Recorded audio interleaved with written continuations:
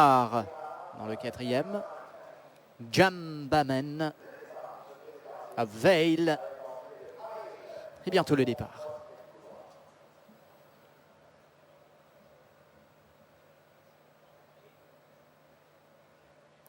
Départ de cette quatrième course, 1650 mètres à parcourir.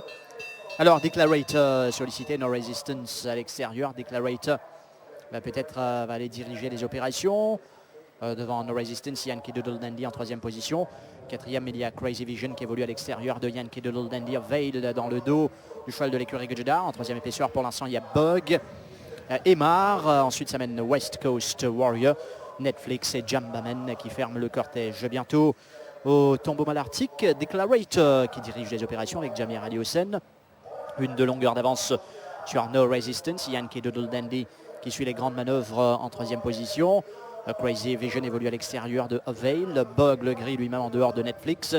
Ensuite, ça mène Emar, Jambaman et West Coast Warrior en pleine descente à 800 mètres de l'arrivée. Declarator qui n'est pas inquiété, toujours une de longueur sur No Resistance. Yankee Doodle Dandy qui se décale, Yankee Doodle Dandy avec Crazy Vision toujours en quatrième position. Veil reste sur les barres. West Coast Warrior va commencer maintenant son effort. Netflix, Bug, Emar, Jambaman attend comme d'habitude la ligne droite finale à 400 mètres de l'arrivée avec Declarator qui tente de prendre ses distances. Yankee Doodle Dandy est assez facile pour l'instant et va foncer sur lui. Veil également. West Coast Warrior est aussi lancé dans la ligne droite finale avec Declarator qui aura repoussé l'assaut maintenant de Yankee Doodle Dandy au milieu de la piste. Declarator qui tient bon face à Yankee Doodle Dandy à son extérieur.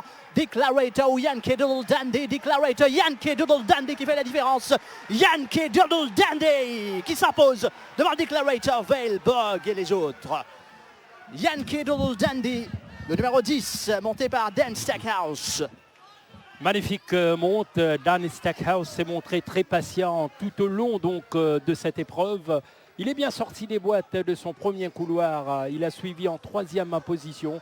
Et là, vous aviez raison, il était très facile à 400 mètres du poteau quand il avait amorcé son attaque. Et une fois lancé, vous avez vu, pour battre un Declarator qui a eu une course tranquille à l'avant et qui est extrêmement résistant, combatif. Alors il faudra vraiment avoir des qualités pour le faire.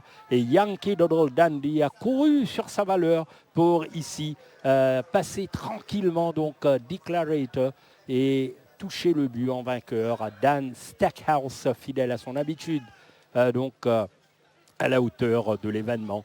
Et sur le favori, Yankee Doodle Dandy, voilà une autre unité à suivre chez l'écurie Gojada. Après la démonstration de Table Bay, il y a The Great One à Saint-Tropez. Une autre nouvelle acquisition qui fait forte impression, Yankee Doodle Dandy. On peut même avancer pour dire qu'il n'a pas eu d'adversaire, tellement il avait couru à son aise sur tout le parcours en troisième position. Jamais mis en doute la monture de Dan Stackhouse. Il savait réellement ce qu'il avait sous lui. Et très souvent, on lui reproche parfois de faire preuve d'excès de confiance. Mais il a raison. Dan Stackhouse qui cerne maintenant bien les conditions chez nous et qui fait triompher l'écurie Gojada. Ici, le retour au paddock de Yankee Doodle Dandy. Oui, il s'est décalé au bon moment pour ne pas se faire piéger. Dan Stackhouse et Yankee Doodle Dandy qui ouvre son compteur chez nous. Messieurs, mesdames, Ramapati Tikanan, docteur et madame Eman Kumar Gajudar, propriétaire de ce coursier avec les invités.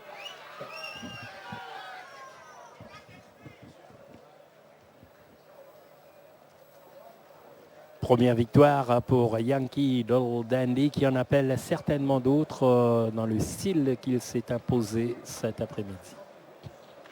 Yankee Doodle Dandy. Le 10, Yankee Doodle Dandy. Devant le 2, Declarator, troisième Veil.